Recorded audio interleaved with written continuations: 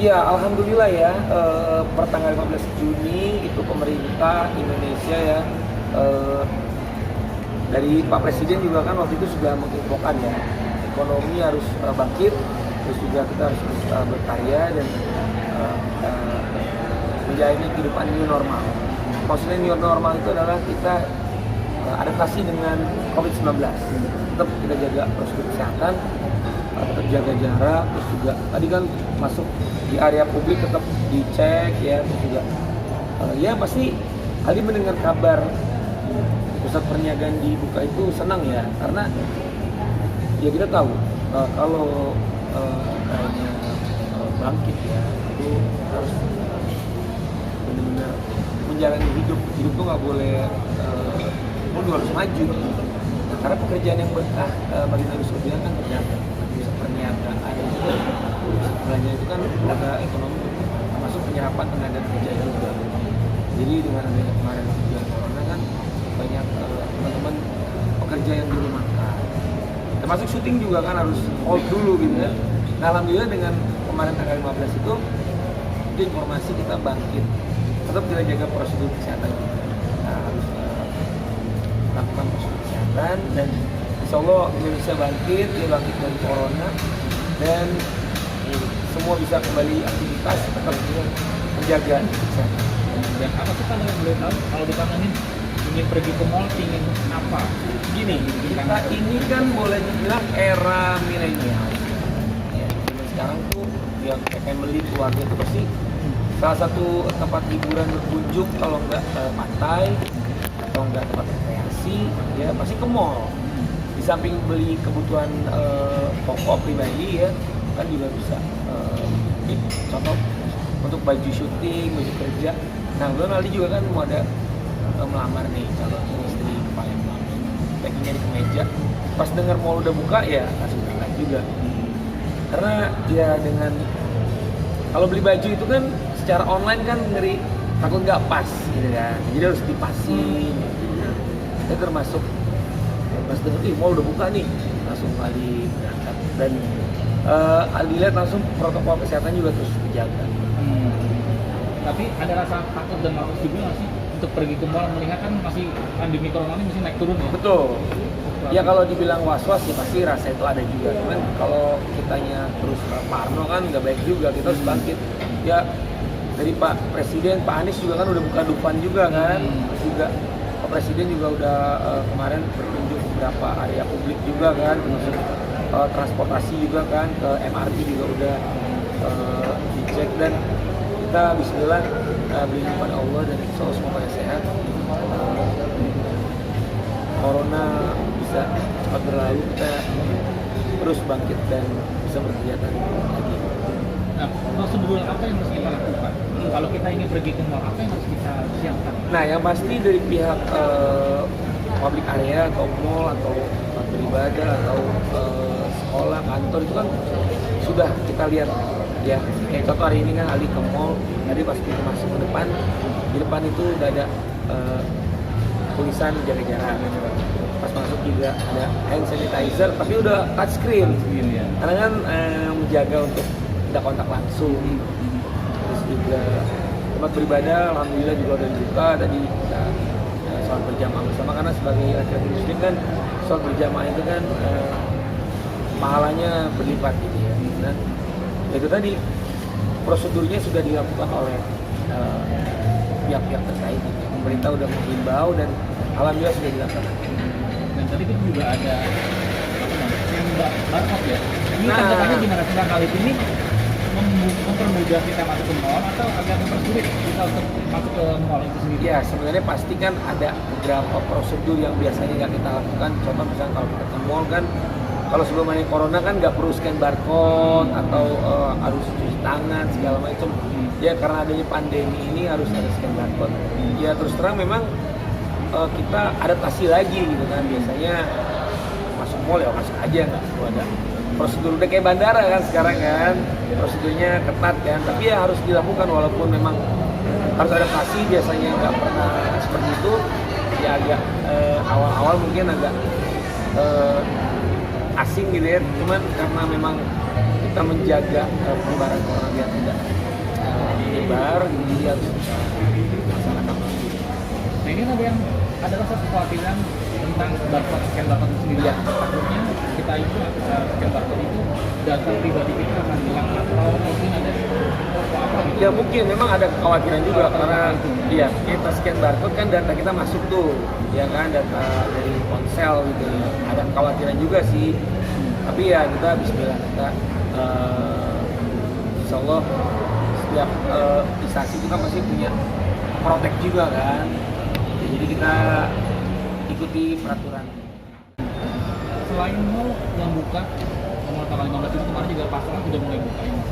Tapi ada tentang berita kemarin yang fenomenal tentang pasar deflasi yang menolak adanya rapid test buat pembeli maupun pembeli ataupun penjual yang ada di sana. Ini menurut apa yang terjadi di sana? Sebenarnya edukasinya kurang atau seperti apa yang harus dilakukan oleh pihak-pihak terkait? Sebenarnya gini, corona ini kan memang ujian untuk seluruh dunia.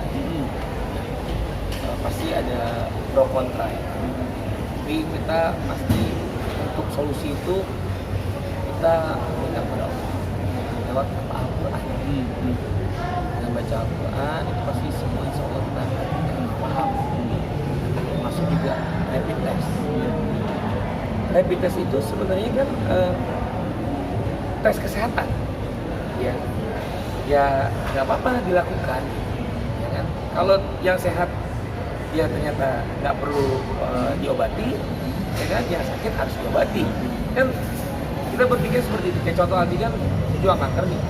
Waktu Aldi pertama kali ada benjolan, Aldi cek ke dokter. Setelah dokter bilang terdiagnosa ada suatu penyakit, ya harus berobat. Ya menurut Aldi, ya rapid test itu harus dilakukan. Sama aja kayak kita medical check up gitu. Jadi nggak perlu takut gitu, karena dari kesadaran masyarakat itulah untuk cek dokter, kita bisa tahu. Nah alhamdulillah Pak Bima Arya setelah beliau cek ada virus corona dalam tubuhnya, dia kan terdiagnosa sebagai pasien kanker, pasien corona, ya kan. Beliau berobat, alhamdulillah sembuh.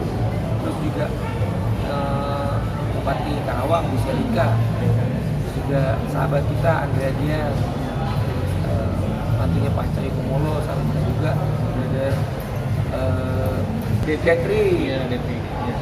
Nah jadi corona ini memang ada, ya. Jadi untuk tes itu memang harus dilakukan. Kali per 3 bulan harus check up. Karena Ali sebagai pejuang kanker. Nah, jadi jangan takut untuk check up, gitu. Tapi mungkin beberapa masyarakat ada yang biasanya nggak pernah medical check up, cek. Karena ada juga orang yang takut cek. Betul. Sebelum corona itu ada juga orang yang takut check up. Apalagi sekarang rapid test sekarang kebanyakan juga gratis sih Mas, dan itu akan mempermudah masyarakat juga. Nah, apalagi sekarang kan pemerintah juga udah mengubah rapid test itu kan gratis. Ada yang rapid test massal gitu kan di beberapa tempat ya. Jadi menurut Aldi rapid test lakuin aja. Kan kitanya juga nggak rugi apapun gitu kan. Justru malah kita tahu ya kita ini sehat atau enggak, ya kan. Nah kalau memang ternyata kitanya ada satu penyakit ya harus diobati. Jadi jangan takut. Tapi sebagian kemarin yang menolak rapid test di seleksi karena mereka mengatakan aku tertular jarum suntik tidak steril, terus apalagi sarung tangan juga tidak steril. Masuk di apa nggak tentang hal ini untuk mereka akhirnya jadi ketakutan dan tidak mau untuk rapid test? Nah jadi memang masyarakat juga punya hak. Misalkan ini kan belum ditetapkan oleh undang-undang, diwajibkan ya, seperti kayak bayar pajak itu kan udah ditetapkan undang-undang, termasuk